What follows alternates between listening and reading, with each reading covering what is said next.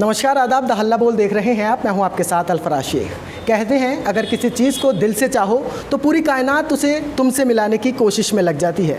ये फिल्मी डायलॉग ज़रूर है, लेकिन इस फिल्मी डायलॉग को हकीकत में बदला है सैफुल्ला जी ने।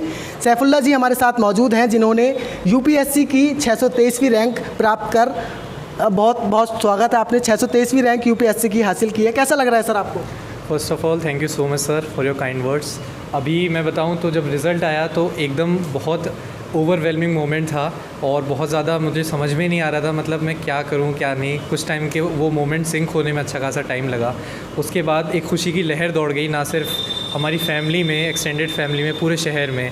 और जिस तरह से लोगों के रिलेटिव्स के कॉल आना, फ्रेंड्स के कॉल आना, मतलब एक मिनट का भी हमें टाइम नहीं मिल पा रहा है। तो अभी बहुत ज़्यादा खुशी की लहर है।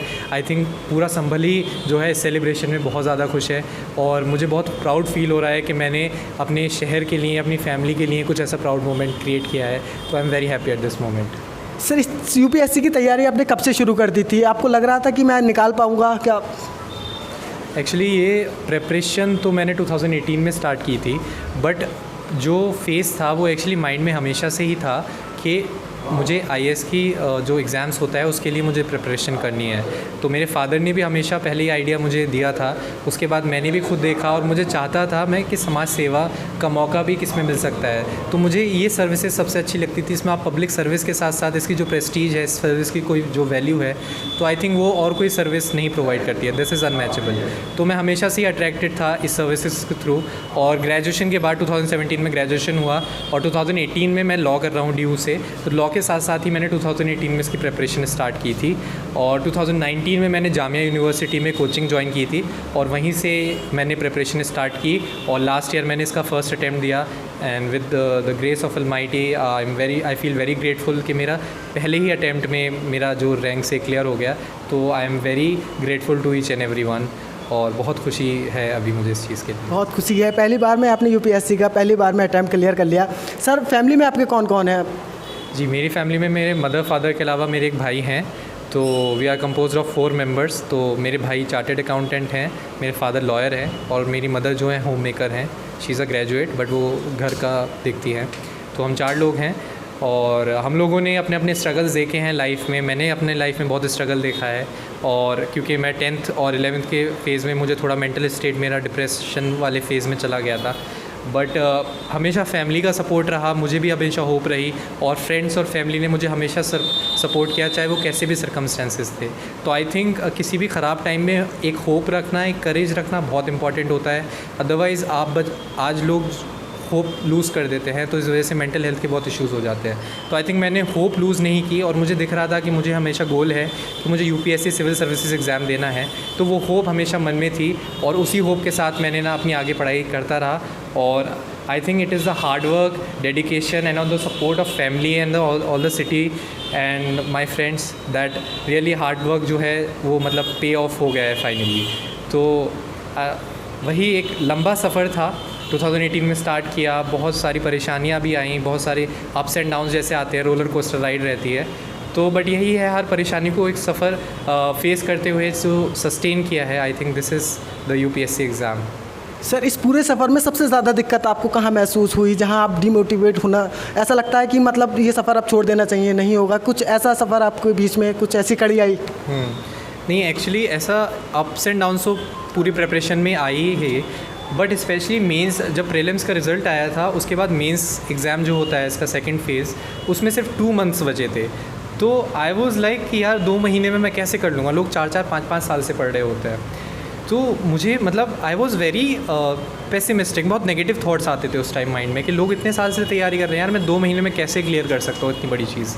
बट वही है कि मैंने लोगों से बात की, मैंने लोगों से जाना, मैंने अपनी स्ट्रेंथ को जाना कि यार मैं ये चीज़ कर सकता हूँ या नहीं कर सकता हूँ। और आई थिंक वो पॉजिटिव थॉट रखा मैंने सभी से बात करके कि मुझे पॉजिटिव रहना है। आई थिंक आपका जो स्टेट ऑफ माइंड है वो बहुत इंपॉर्टेंट रहता है। तो मुझे लगा आई थिंक मुझे पॉजिटिव रहना चाहिए, मुझे अपने पर कॉन्फिडेंस रखना चाहिए। अगर और लोग कर सकते हैं तो मैं भी डेफिनेटली कर सकता हूँ। और उसी तरह से जब मेंस में मेरा क्लियर हुआ, बहुत ज़्यादा खुशी हुई क्योंकि मैं एक्सपेक्ट नहीं कर रहा था, मुझे लगा था पता नहीं कैसे, बट अल्टीमेटली वो एग्ज़ाम बहुत अच्छे हुए, तभी मेरा मेंस का आगे क्लियर हुआ। उसके बाद इंटरव्यू के दौरान भी बीच बीच में कभी कभी इंटरव्यू फेज़ में ऐसा लगा शायद मेरी प्रिपरेशन उतना अच्छा नहीं जा रही है अप टू द एक्सपेक्टेशन। तो इंटरव्यू में भी 1-2 दिन मुझे याद है कि मैं लिटरली रो पड़ा था, I cried a lot and then I talk to my family. मैंने अपनी फैमिली से बात की, अपनी मदर से, फादर से।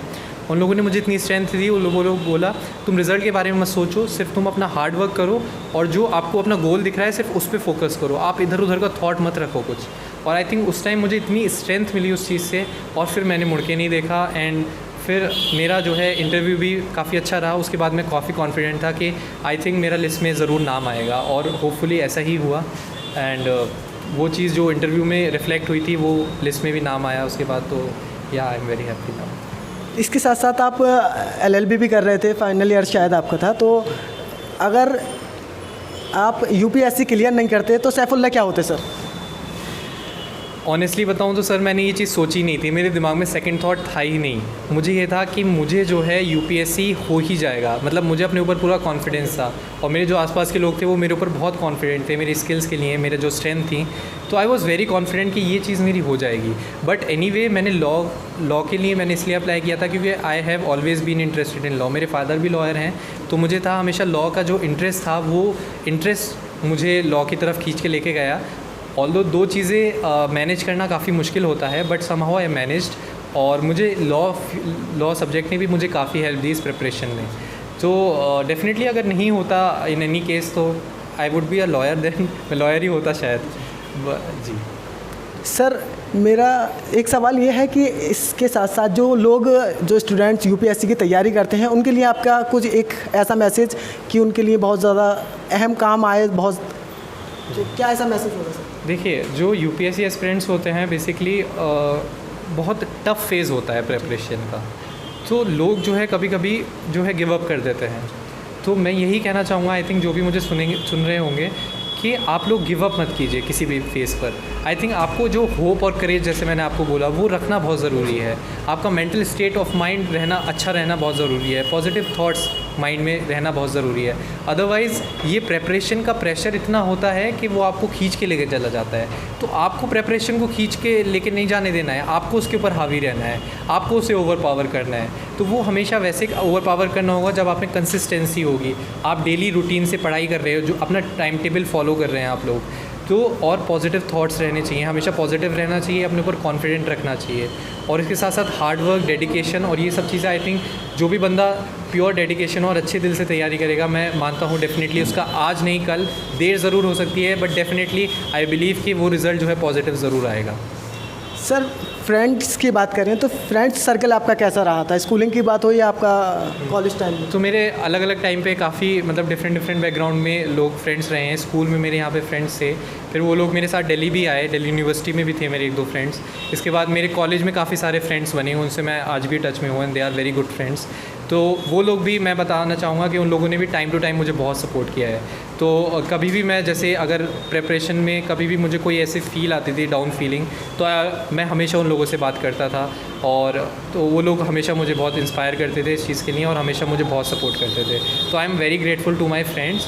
उसके बाद मैं जामिया में 2019 में गया, तो वहाँ पर जो है सारे IAS प्रिपरेशन ही करते हैं लोग। तो वहाँ पर जो है मेरा सर्कल बना जो मतलब UPSC की प्रिपरेशन कर रहे हैं। तो वहाँ पर बहुत सारे लोगों ने मेरे साथ एग्ज़ाम्स दिए, कुछ का फॉर्चुनेटली हुआ है और कुछ का नहीं भी हुआ है, but I think hope lose नहीं करते हैं वो लोग। और जामिया में बहुत अच्छा एम्बियंस मिला, वहाँ के फ्रेंड सर्कल, वहाँ का जो फैकल्टी का गाइडेंस था, तो वहाँ से मुझे काफ़ी हेल्प हुई। सर एक या दो कुछ ऐसे नाम जो आपको इस UPSC का एग्ज़ाम क्लियर करने में बहुत ज़्यादा जिन्होंने मदद की हो, जिन्हें आप सबसे ज़्यादा क्रेडिट देना चाहते हो, कौन थे वो दो? प्रिपरेशन में या मतलब फैमिली में? ऐसे जो आपको सबसे ज़्यादा क्रेडिट जिन्हें आप देना चाहते हो, वो चाहे एग्ज़ाम में हो या आपको सबसे ज़्यादा मोटिवेट करते थे।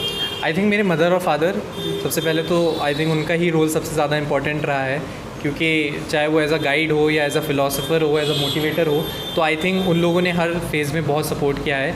इसके अलावा हमारे जो फैकल्टी मेंबर्स थे, जो जामिया में तारिक सर थे, जो वहाँ के डेप्यूटी डायरेक्टर हैं, वो बहुत टाइम टू टाइम हेल्प करते थे, इंटरव्यू फेज़ में भी, मेंस फेज़ में भी। और मेरा रूममेट था उमेश करके उसका नाम था, तो he used to help me a lot, मेरी प्रिपरेशन में बहुत हेल्प करता था, मेरी कोई अगर कमी है तो उस चीज़ को दूर करता था।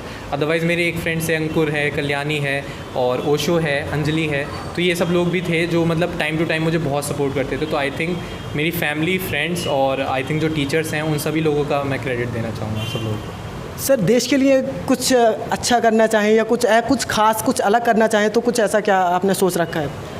आई थिंक मेरा फोकस हमेशा से ही था जो विमेन की कंडीशन है इस कंट्री में, जो बहुत ख़राब है, स्पेशली रूरल एरियाज़ में या संभल में भी हम देख सकते हैं। तो मुझे हमेशा था कि विमेन एम्पावरमेंट के लिए मुझे ज़रूर काम करना है। तो मैं और तो महिला सशक्तिकरण के लिए बहुत ज़्यादा काम करना चाहता हूँ।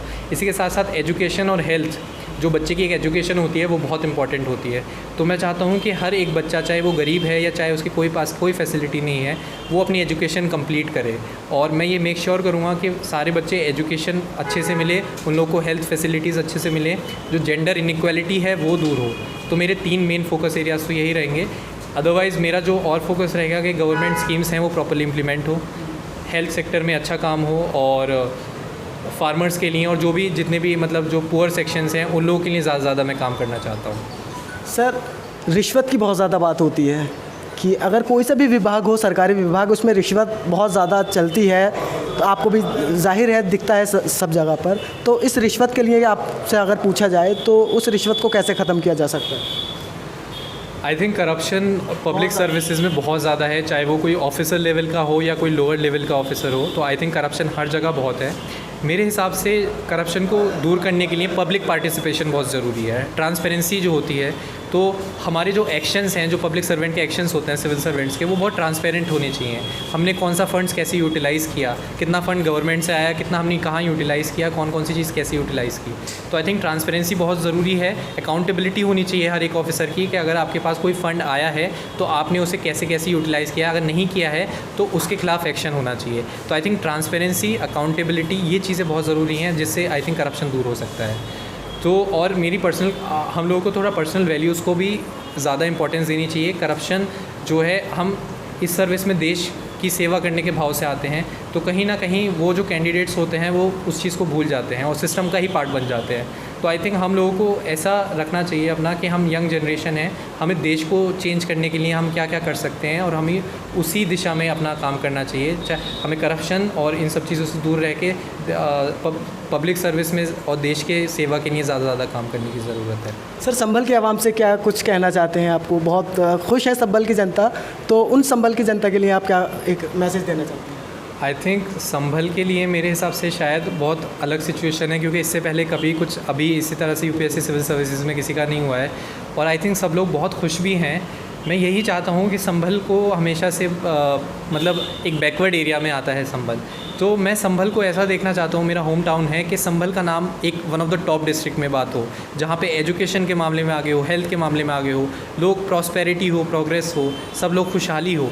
तो आई थिंक मैं एक ऐसा संभल देखना चाहता हूँ जहाँ पे ये सारी चीज़ें दूर हो के एक बहुत अच्छा हो। और डेफिनेटली मैं आपको अश्योर करता हूँ कि अगर मैं सर्विस में आया हूँ तो मैं संभल की आवाम के लिए ज़्यादा से ज़्यादा काम करने की कोशिश करूँगा, उनकी प्रॉब्लम्स दूर करने की कोशिश करूँगा, और ये मेरा भाव हमेशा रहेगा। और मैं कोशिश करूँगा कि संभल का क्या या कोई भी है तो मैं उसके लिए, जनता के लिए हमेशा मैं एक्सेसिबल रहूँ कहीं से भी, और उन लोगों के लिए ज़्यादा बेहतर से बेहतर काम करूँ। चलिए, बहुत बहुत शुक्रिया सर, एक बार आपको बहुत बहुत मुबारकबाद। हमारे साथ सैफुल्ला जी थे जिन्होंने यूपीएससी का एग्ज़ाम क्लियर किया है, पहली बार में ही ये एग्ज़ाम क्लियर किया है। आप देखते रहिए द हल्ला बोल। शुक्रिया। अगर आपने अभी तक चैनल को सब्सक्राइब नहीं किया है तो प्लीज़ सब्सक्राइब कीजिए और ताज़ा अपडेट पाने के लिए बेल आइकन को दबाना ना भूलें।